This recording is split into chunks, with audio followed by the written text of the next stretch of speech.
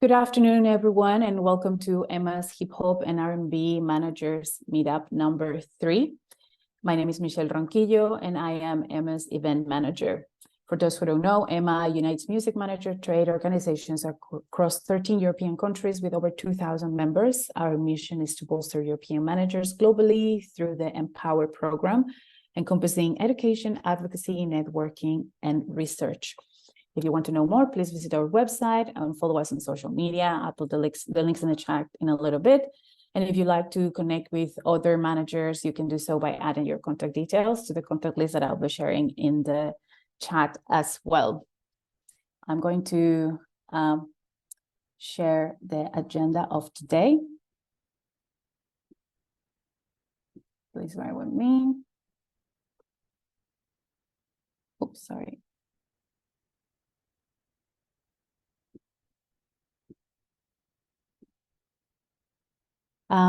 Today we're having a discussion around, well, a conversation around artist development, and our guests are Vanessa Sinclair, Richy, Muirhead, and Mobo, Agoro. Then we will have 10 minutes for a Q&A after the conversation. If you have any questions, please feel free to put them in the chat and we will ask them once there is a time for that. And we will also be having 15 minutes, one round of networking breakout rooms. Please stay. There's also a lot of value in these networking breakout rooms. And I would like to hear from our guests. Vanessa Sinclair, welcome and thank you for being here. Hello, how are you? How is everybody? Good. Yeah, just let us know a little bit about what you do. So yeah, I'm Vanessa Sinclair and I class myself as a music manager. So I've worked with all different areas of the music industry. I do events, I manage artists and stage management, and I've booked artists and yeah, loads of different stuff like that. Yeah, that's me. Thank you so much. Richy, hello. Hi, Thank you for being here. I'm Richy Muirhead. I'm the co-founder of Pitch Scotland. I work alongside Mobo, who's on the call today. Pitch Scotland's a 2-day music conference in Glasgow, in Scotland. Has panel discussions, open mic, showcases, networking. Takes place in August. And yeah, you can find it on pitchscotland.com. I look forward to chatting today. Thanks. Thank you so much. And welcome, Mobo. Please tell us a little bit about you. Hey all, my name is Mobo. I'm an artist manager and conference booker and coordinator. I started artist management a couple of years ago in 2017 and took the things that I learned in there to build a platform called Up to Standard, which offers artist development and showcasing, like online showcasing opportunities. Looking forward to speaking to everybody a little bit more. Thank you so much.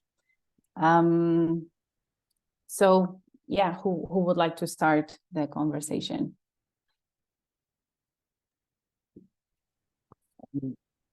Yeah, I could start. I wanted to also add, like, it's really exciting to be on this platform. I've been seeing online, and it's also really cool to just connect with people from Europe. I think the first question that we were wanting to talk about was sort of how has the landscape of artist development in hip hop and R&B evolved over the years, and what trends do we foresee in the future?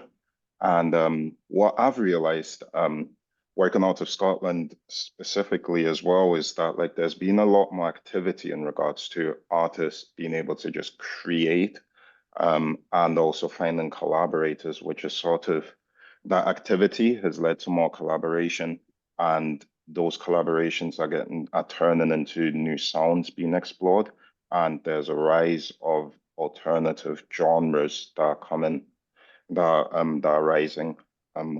That's what I've been seeing. What about yourself, Vanessa?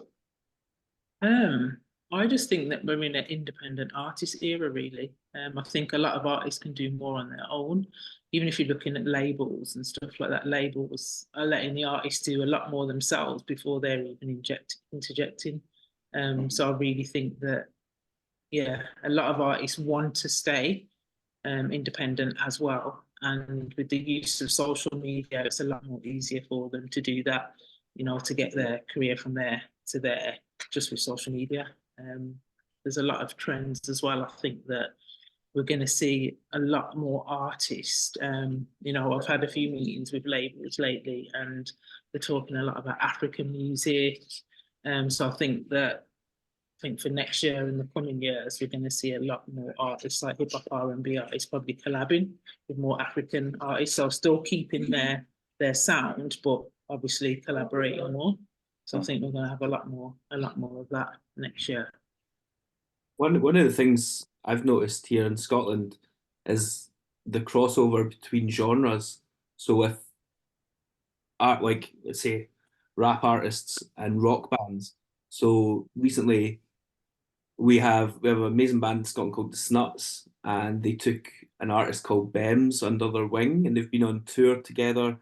He's been part of the live EP, and it's really amazing to see, you know, the new audiences engage with new genres, and you know, like that, it's just a nice positive destination, and it excites the audience, but it's inspiring for the artists as well. Like I've noticed a lot of that sort of with the rock scene and rappers kind of crossing over, and hopefully there's more of that, you know.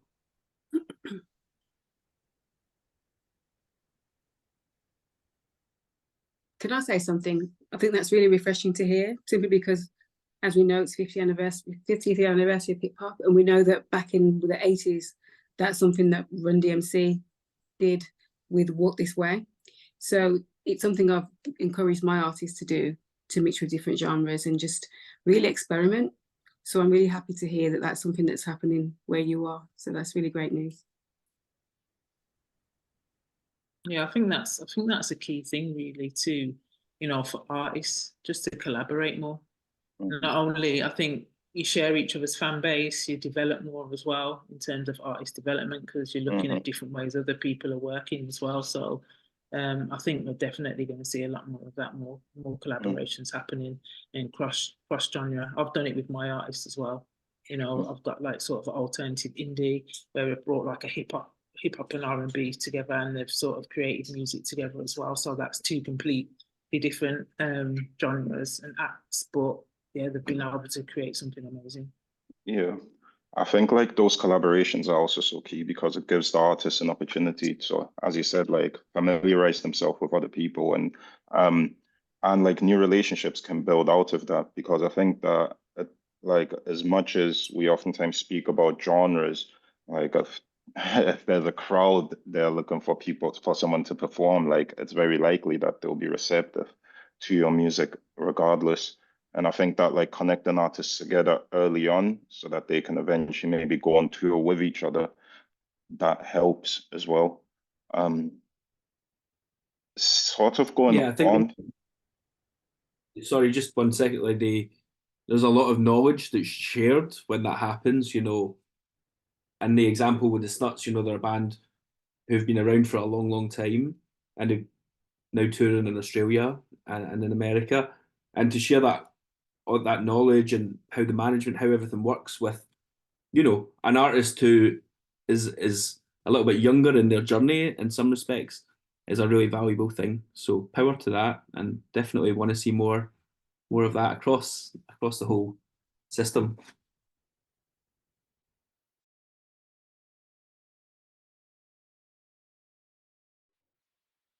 Denise is asking what might be the challenges to these alongside the opportunities.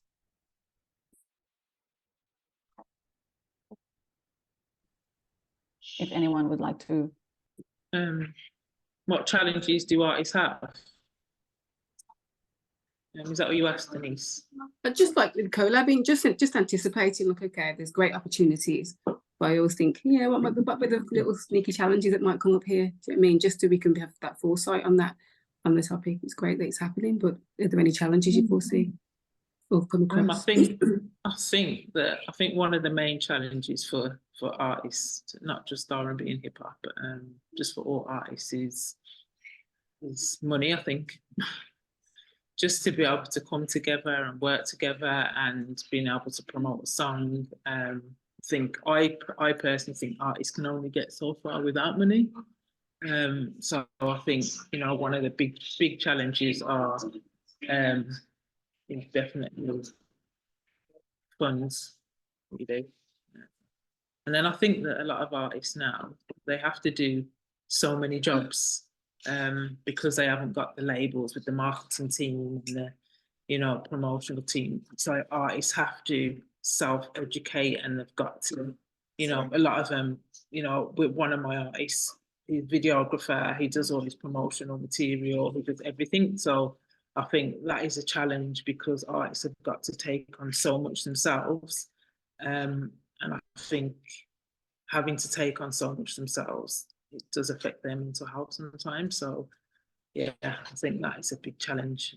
Artists having to do so much themselves, but they have to.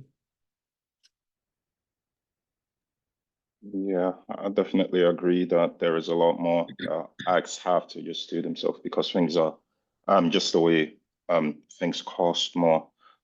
Music isn't a cheap hobby. That's what we say to artists. Like, it's good to sort of keep it as a hobby, but then turn it into a career so that you've actually got the funds to sustain it. I see from a manager's perspective, Vanessa, like, what do you feel like when it comes to the load that you're carrying now, like especially when there aren't the funds available? What the load that I'm carrying? Yeah, do you feel like if there aren't funds available, like have you had to work a lot more creatively with your artists, find creative ways around? Yeah. I think me personally, I've learned so many skills, just so my artist doesn't have to spend so much money. Or obviously I do events and stuff as well, so I do a lot of stuff myself. But yeah, I work with my artists to see what we can do together. So I'm not just management. I do a lot of other stuff. So I think there's a lot put on managers as well. Yeah. So we're literally everything, even down to working with artists and you know dealing with their mental health and stuff. So, you know, sometimes we have to be mom, we have to be mentor, we have to be counselor. So yeah, there's a lot put on managers as well. Definitely. That's been my experience as well, that you do have to sort of start picking up those skills and learning. I sometimes call myself a multidisciplinary artist because sometimes you're producing, sometimes you're actually sitting there like making the video for the artist and like just helping them pick up the pieces. And I feel like through collaboration, those sorts of things, and like from learning and networking from one another, those sorts of things you can actually pick up and those pressures can be alleviated.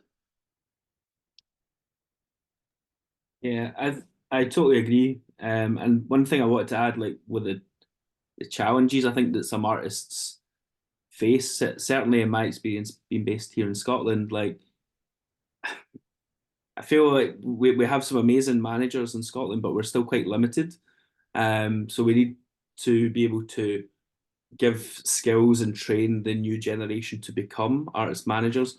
Because the artists, a lot that I talk to and work with, they feel quite trapped in the sense that there's so much to do, so much responsibility, and it's kind of impossible. And touching on Vanessa, what you said with mental health, like it kind of comes crashing to that, you know. And I think as an industry, we need to find ways to encourage more professional development. And I think Mobo, what you're doing at Up to Standards, amazing. And I think you should definitely say a little bit about some of the work you're doing there. That would be good. Okay, in regards to development and yeah, so Yeah. I think this kind of goes into one of the questions that we're going to talk about, which is like, what role does social media play in the development of hip hop and R&B artists, and what strategies have proven effective? And I think what Richy is talking about is Up to Standard, the media platform, which started out of a necessity to sort of map where the artists are, because we knew that there was a lot of artists who want to work and who work and create music in these genres. However, there wasn't a place for them to find each other. And Up to Standard is an online platform where we have a YouTube channel and we do live showcases, essentially freestyles. And what we realized over the years is by people having this sort of center point to be visible to one another, there was more activity that started building. There was more dialogue between artists. Artists were able to find producers, photographers were able to find new artists. And I feel like using social media to sort of amplify your message, and this isn't just from an organizational perspective, but also from an artist perspective. If you put out the message, like your true message, I feel like you'll always sort of find your tribe. And that's where I feel like social media can be very useful. There's obviously also the downside to that, where it can sometimes feel like you're in a rat race, and with all the pressures as a creative and as an artist, trying to find that privacy for yourself, whilst also trying to show the world what you're up to. Oftentimes the acts that I'm working with, it does play on the mental well-being. And I wonder how some of the other managers have maybe utilized social media to push their artists to find that balance. I think I always say, like, yeah, I'm not a fan of social media, but I know artists have to do it. But I always think it's mental health first. And you know, you've had meetings with all these different social media platforms and say, oh, you've got to post this much times a day or this much times a week. And I just think that artists have to find what's comfortable for them. But at the same time, make sure that the structure there and consistency. So if it's 2 times a week on this platform and 1 time a week on that platform, then do that. But the main thing is just being consistent. And I think that social media is a place where, you know, your fans, your followers can get to know you. So it's about being authentic and being your real self and knowing what you want to show and what you don't want to show. But yeah, I think that social media is absolutely key, because that's getting artists, as I've said before, from there to there. So it's the opportunity for artists to be themselves, to show what they want to show, you know, use the platform to show what they're doing, you know, whether it's behind the scenes, and engage with their fans as well. So yeah, but I just think that don't get caught up in, oh my God, I've got to post 3-4 times a day and I've got to do this much and this much. It's just about having structure and being consistent. That's it. So that's what I'd advise all artists. Don't stress about doing so much. It's just about being consistent in what you are putting out. And then having a plan in place, like always having, you know, if you've got a new track coming, like just having a plan in place, like before you start, just have some sort of structure so you know exactly what you're posting on this platform, on this day and that day and that day, so you don't have to worry about, oh my God, what am I doing now, to stay consistent and to, yeah. So that's what I'd say. Yeah. The consistency is definitely key. There's a really cool tool called Later that can help you schedule your post ahead if you are an artist who sort of struggled with that consistency. And I think just on that, you know, Mobo, we at Pitch Scotland, we get a lot, hundreds of applications from artists from the UK and beyond to play at the festival. And a big part of that, in the submissions, we want to see, obviously the music's super important, but the social media it paints a really important picture of who you are and where you are on your journey. And that's really important to kind of look after that. I know the music always comes first, of course it does. But when promoters and agents have been sent a lot of applications, you do have to really look at the data and see where the audience are. Are they engaging? You know, how are the numbers doing? So yeah, there's something that we always take very serious at Pitch. And yeah, as part of the team, of the management team, think it's a very, very important area to manage and to, yeah, not kind of slip off of. Great. Let me see what other questions do we have. How important? Yep. Sorry, I'll just say it out loud as I've Thank you. it's easier than you searching for it. I'm really interested, Vanessa, you're saying like you developed a lot of skills to support your artists and support artist development. What are the key things that you've picked up that you also like artists themselves could pick up, or just those key skills that have had a real impact on the development of artists? It might have been learning how to use social media really effectively. It might have been attending events or something like that. Like what have been the major things for you? And it goes to anyone, but sorry, you're muted. Yeah, I think a lot of my skills, obviously skills are transferable, but I just think, and I don't know if it's a skill to be like really organized and structured and consistent. And I just think that with whatever you're doing, as an artist, in terms of your development, you've got to be consistent. You've got to have some sort of structure. And sometimes, like, because obviously I scout and stuff as well, sometimes you're looking at someone's social media and you can tell that they've planned and that they're really structured. And obviously that's a skill. So I just think that, I've learned how to do flyers, I've learned how to take photos, to video artists. So you've learned all them skills until somebody can come on board and do it. But I just think, I don't know, I think it's the word consistency and structure that comes out all the time for me. And you see the difference between an artist that has got structure and hasn't got structure.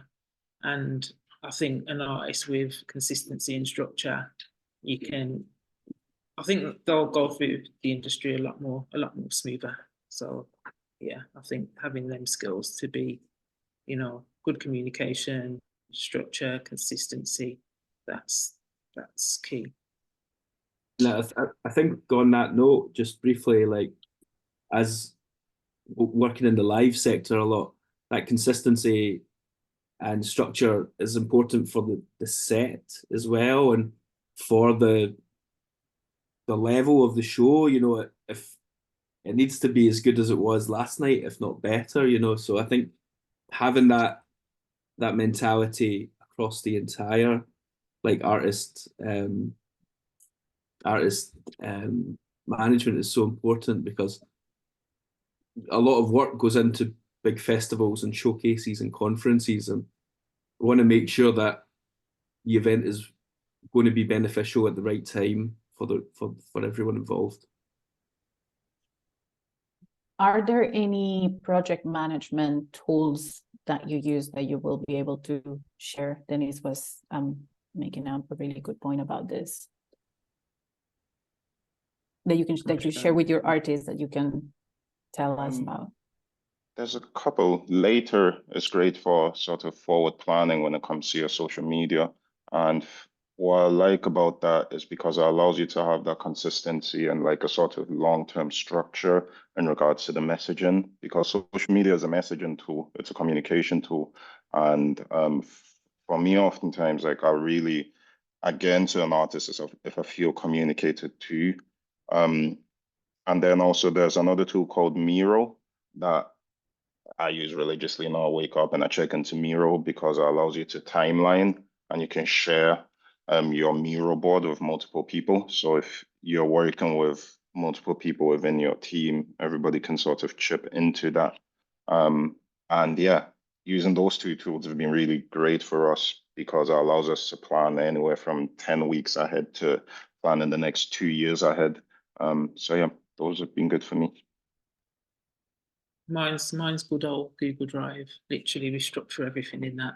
And we've got folders and we can share the folders. And I'll just say, when I'm doing artist development with artists, that's one of the first things I do. We sort of set up structure, because obviously that's something that they can follow when they're not doing the artist development with me. And I just think that even doing events, as we talk about events, you know, a lot of artists, it's important for them to go out and network and do events and do open mics.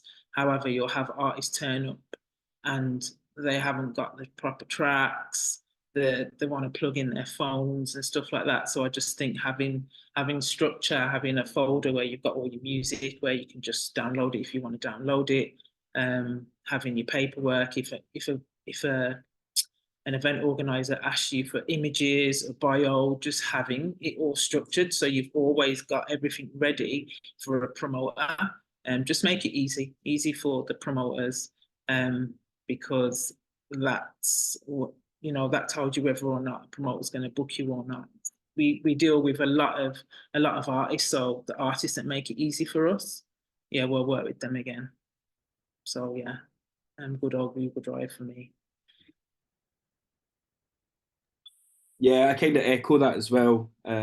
Miro is fantastic, and Google Drive is super easy to use, and it goes back to what we've been saying. You know, when multiple applications are in front of you, or it makes it so much easier when everything is just there, straight to understand and to download and to access. So I think if any artists are applying around in the room and they're applying to festivals that are coming up this summer or later this year, like really make sure that the information you're submitting is first of all up to date, is accurate, and that it's neatly presented, and it's the best representation and reflection of yourself, because that'll go really in your favor.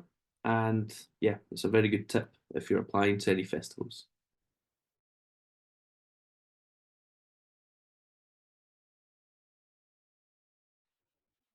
Richy, I'm keen to know from you, like, what makes artists stand out from you to say, like, okay, they're at the right point for pitch, for development? Yeah, so obviously pitch is a conference. So for an artist to maybe be successful in the application, so we do have like a panel of judges who do make some of these decisions, but we do in-house book all the international talent. So I suppose I can talk about the international talent. So with that, you know, we're looking at artists who have some experience, who have a team perhaps in place. They are very clear about who they want to meet at pitch in Glasgow, and you know, they'll tell us exactly how they're going to do it. They'll write this on the application, which is really great to see. Their music submissions will be really great. They'll sound at the tip-top level. They'll be produced. You know, they're going to be ready for radio standard. They're not going to be an unfinished version or anything like that. And yeah, it's about that clear consistency of why they want to be part of an event. And then logistically, can it happen? You know, is it going to be possible if you're working with an artist from Canada or from America? Making sure that they have the best time at the event is really important. So is there other events that they can tie into when they're over here? Is there other studios they can go to? You know, really making sure it's a worthwhile booking, not just for us, but for everyone involved, because that's how you make the magic happen, I think. And this year I was really excited and pleased to see that one of the American artists who played at pitch, Nisha, from that performance and being at the open mic and being at the one-to-one sessions, she also ended up now being booked for Focus Wales in the UK, and also Future Echoes out in Sweden. So it's kind of amazing to see that, you know, if you go and put the work in and meet people and present yourself and smash the show, other things can happen. So I think that's really important, that kind of 360 role that a showcase can offer to some artists. Yeah, definitely, Richy. And I think it goes back to like the sort of talk about like the consistency and the structure, because some of the great applications that we've seen last year were those where people had a plan in place of how they're going to leverage playing at Pitch Scotland, whether that was having a release that then leads to them playing Pitch Scotland or the other way around. And as you said, some of the people that really did have that plan and that structure in place were able to really leverage that opportunity. Yeah, definitely. For me, because obviously I do an event myself, just for up and coming artists, and then from there I'm able to put them onto festivals and stuff like that. But I look at, as we know, social media is important, so I always go and look at their social media and see what they're doing. And I think it's important for artists just to have good branding as well, so you can find them on every single platform. So just making sure that your handles are all the same, and then it looks the same as well on each, and make sure that you're actually using your social media, because there's been a lot of times where I've gone to their social media and it doesn't look like an artist page. They're not performing on there, they're not posting on there. So for me, their branding's got to be important, and then that they're actually using their social media as well, so we can see who they are as artists. Because for me, live, because I'm putting them on festivals as well, you've got to be able to see how they are live. And I think a lot of artists, they'll post their music that they've recorded in the studio, but then might sound completely different when they get on stage. So they've got to utilize their social media to show their music as well as what they're like live as well. So I think that's something that's really important in terms of artists that are looking to get any bookings at festivals or any, smaller shows.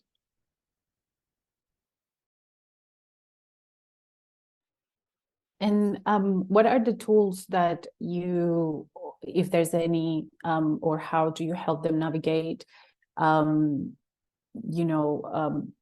social media tiredness or social media fatigue, or, like social media is linked to mental health, and right now it's a very they're both topics very important in a artist development topic. So I would like to know how do you tackle this topic? Is that in terms of like using social media? Yes, and using social and the media. business. I don't know, with my artists, I try and, as I said before, it's not getting too hung up on posting all the time. And again, we keep saying that word, but like structure, and just planning everything. So for me, it's like, all right, then let's plan, and you're only going to post this much times a week. I say to artists as well that you've got to think business as well. So not just think, oh, I'm an artist, I'm a creative. You've got to be, and it's horrible to say, but artists nowadays, they literally have to be 80% business person and then 20% artist. Just educate themselves as well about everything. I've had experience when I've taken on artists literally that they don't know the business at all. They didn't have anything to do with the business side of their artistry. It was left to the manager before. So they didn't know any passwords, they couldn't get into anything. So it was just hard time trying to get all the passwords and get into YouTube, get into Spotify. So I just say with artists, just think business, be structured, educate yourself as well, and again, stay consistent. I think if you're structured, it just makes it a lot more easier for you, because you've got a plan in place. And then that way you don't get too hung up on the day-to-day feeling like you have to post, or like the impulse posting. That's like, social media is one of those battles that it's battle might be the wrong term, but it's like a sort of tug of war, because as you said, on one hand you are the creative, but on the other hand, it's also like a brand. And the big companies, they sometimes do maybe use social media like a vending machine, and they only quickly check what's available, and if you can't draw someone in straight away, you'll lose them just due to our attention spans these days. But on the flip side as well, I think that in order to not get fatigued, it's about documenting what you're doing along the process. documenting the writing sessions that you're in, documenting the jam sessions. And it's not about documenting and posting instantly. I feel like it's more about documenting and holding on to that, because all of those things there will become useful for your release campaign and sort of showing that process of how you got to making that song. And that's the sort of advice I tend to give acts. That's like, yes, we do need to post, but it's more about the preparation and the documentation of your process, leading to the finished product that the world eventually sees. Yeah, and I think it's working as a team as well. Definitely, like working as a team, because you'll have someone, if you've got a team, you'll have someone that can do something better than you. So work as a team just to make sure everything's getting done as well.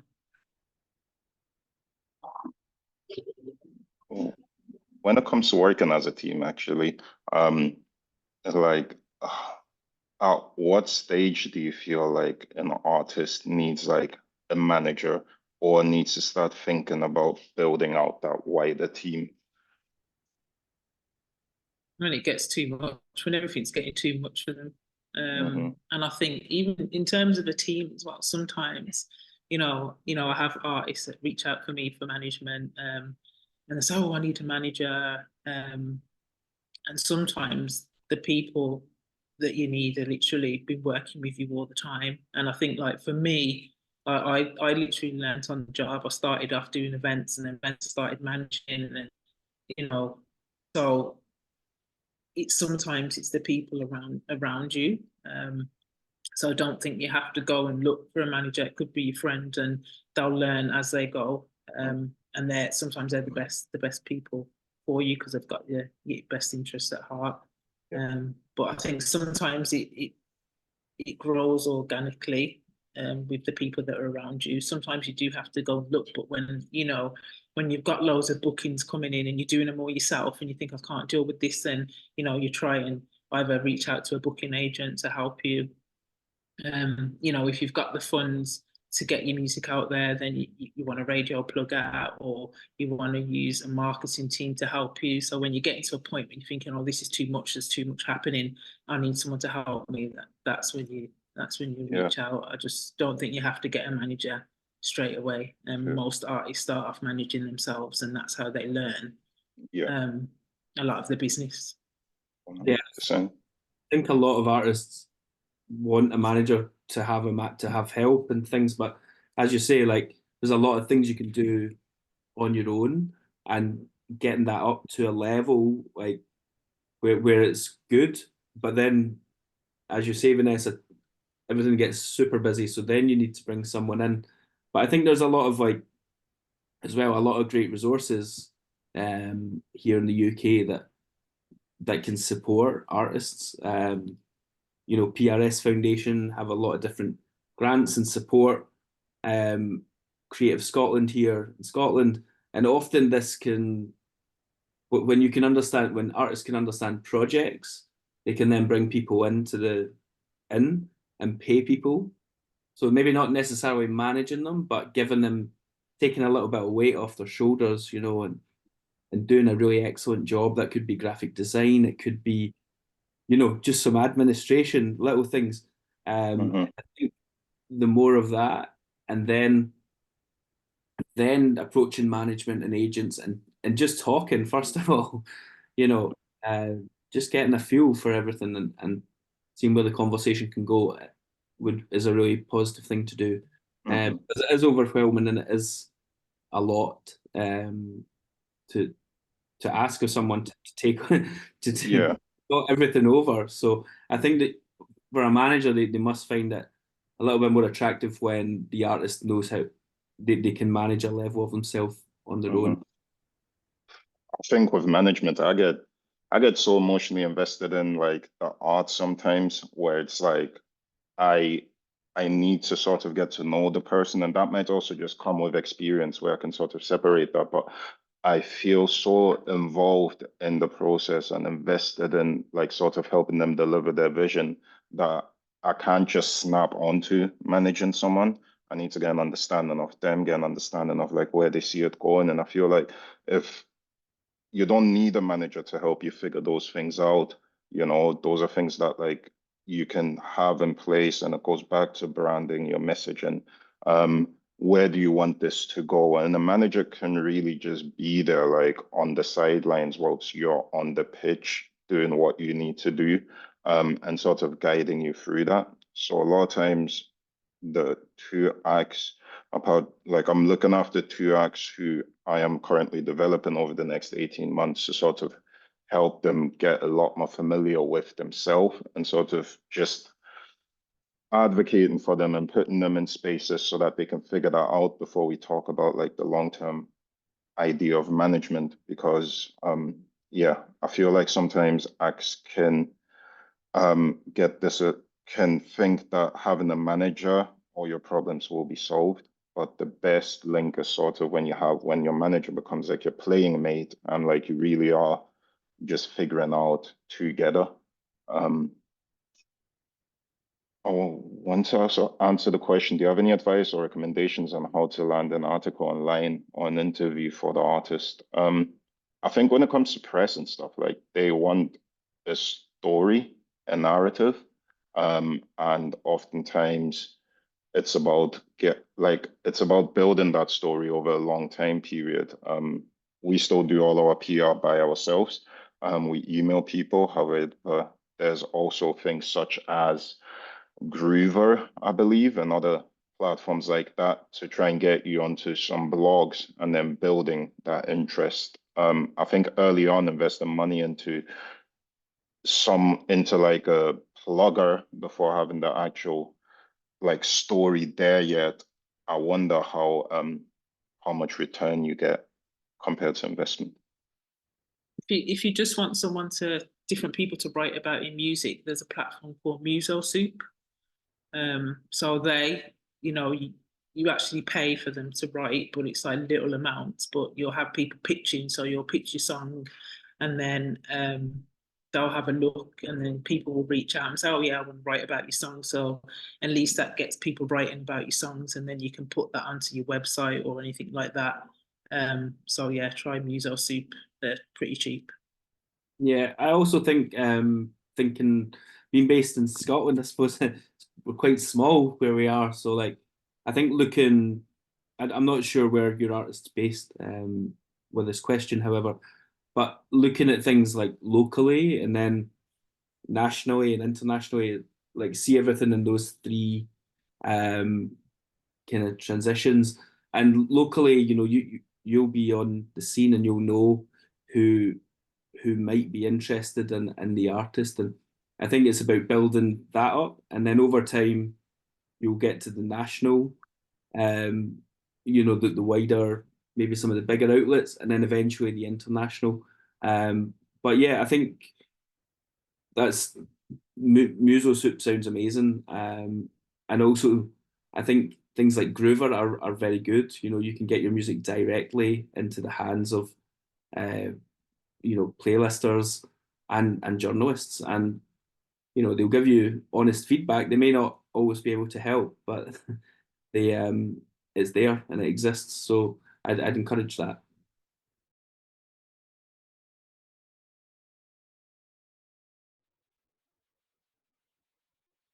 Thank you so much for your contributions so far. We have 2 more minutes for questions, and then we are going to go to the breakout rooms. And yeah, I was wondering if we should do 3 breakout rooms, and then with one of you, the speakers, is that okay with you? Yeah, perfect. That's fine. Yeah, awesome. Is anyone in the room has another question that would like to be answered, please? I think, oh yeah, I'm just trying to read.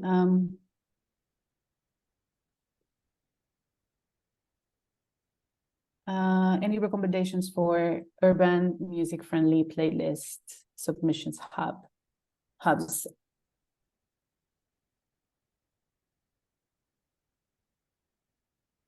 Because Groover, is that one of them? Well, we have one at Pitch Pitch Scotland. It's called Pitch Selects. And at the moment, we are working with artists who just submit their music, and if we like it, we'll put it on the playlist. And over next year, we're going to develop that. And that is one playlist. Yeah. Up to standard, you do a week track of the week, right? Yeah, track of the week. But I think that like it's there's so many playlists and but I think it goes back into sort of like doing your research and figuring out like where do you think your song could fit. And a lot of like showcase festivals will have playlists. A lot of blogs and stuff will also have playlists, but there's things such as Submit Hub and stuff where you can sort of have a look through and see who's doing what, and then either get in touch with them directly via that or just finding an email. But I think there isn't like a quick fix.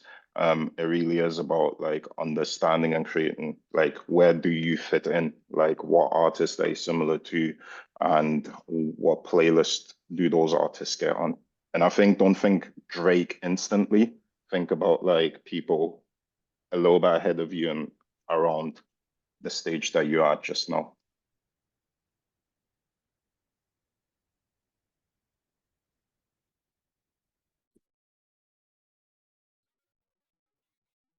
Thank you so much. We have time for one more question, and then we will go to the breakout rooms.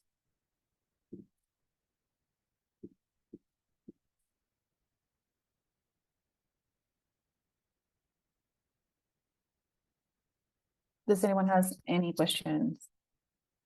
I had put a question in the chat, but I'm not sure if it came through.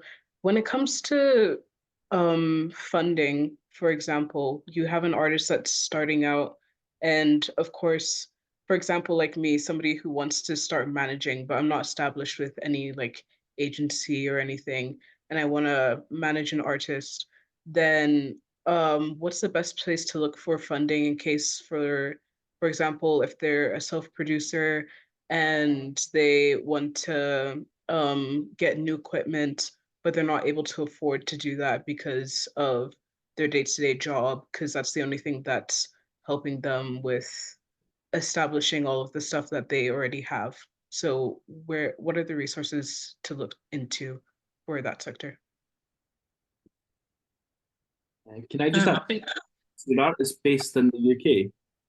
Yes, Cool. in Glasgow. Right, okay, well, one of the things I would suggest, there's a few, Help Musicians is a really good one. I don't know the names of the funds off my head, but I can put the resources in the chat. I think Creative Scotland are a good one, but I think as well it's about looking specifically at the criteria and understanding if they can have the costs for some of the instrumentation, because it's instrumentation and marketing sometimes are two words in funding that are a little bit over there, because everything's about the creative process and about the music and the songwriting, as it should if it's a creative project. However, these other things are super important. So I think I'll list a few in the chat that you can check out. But it's really about kind of looking through the criteria just to make sure that the artist would be eligible to apply for those specific funds. Yeah. I think Vanessa, you were going to say something. no, Richard, you've explained it. That's fine. I was going to say exactly the same thing, like different funding and just looking at their criteria, because a lot of them you can only have a certain percentage for equipment and a certain percentage for marketing. So it's literally looking at all the different funders and see what they can fund. Just to say, Alright. I've linked in our in the chat our very recent funding session, which includes links also to a very useful funding guide. And it's European, it's not UK, so it has UK involved as well, but covers the whole of Europe. So wherever you're from, you can benefit. I asked Right, a thank you. question really quickly for the new school and pitch applications. are you looking for the date of birth of the artist or of the manager? If they're here. For pitch would be the artist. It's usually the artist. Yeah. Okay, thank you. Thank you all so much. I have It's the assigned. same for new schools as well. Well, I've done new schools as well, so it's the artist. Thank Date of you. birth of the artist. Thank you. I have assigned 3 different rooms, and I'm going to open them now. And then there's one question in the chat just to help spark the conversation. And I'm going to open the room, each breakout room now, and then come back for a quick goodbye. Thank you all so much. Welcome back, everyone, and apologies. I'm sure you were having very interesting conversations, but thank you all so much to stay. Yeah, I just wanted to say thank you all so much for attending our last managers meetup of the year. And I just wanted to ask you all to please let us know how can EMA support the community. We are always here to help. You can just message us on social media or by email through our website. You can find our contact details. Yes, and just her email address. And yeah, just thank you all so much for being here today. Thank you to our guests for such a really engaging and insightful conversation. I hope you all have wonderful holidays if you are able to take them. Otherwise, take care of yourself, and we will see you in the new year. Thank you all so much.